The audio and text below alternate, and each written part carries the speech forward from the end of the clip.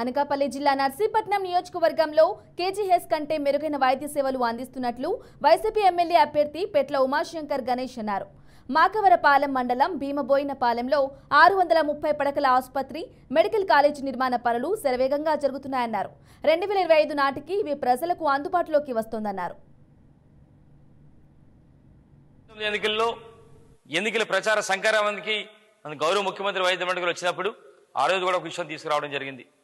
అదేంటంటే అన్న ఇక్కడ 150 పడకల హాస్పిటల్ ఉంది, మరి ఏదైనా అత్యవసరమైన ప్రమాదం జరిగినా సరే ఇక్కడి నుంచి కేజీహెచ్ విశాఖపట్నం కేజీహెచ్కి 2 గంటల పాటు ప్రయాణం చేయాలి, మధ్యలో ఎంతమంది చనిపోతున్నారు, మరి మెరుగైన వైద్యం కోసం ఇక్కడ అప్గ్రేడ్ చేయాలని చెప్పి వారు కోరడం జరిగింది.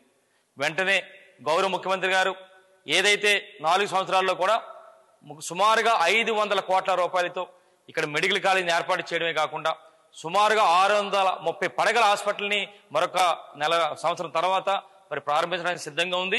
మరి ఏదేమిటి కూడా వారికి కూడా నా ప్రత్యేక ధన్యవాదాలు తెలుపుకుంటున్నాను. ఒక్కసారి ఆ పనులు చూస్తే ఒకసారి మనందరం కూడా నమ్మకం నువ్వే జగన్,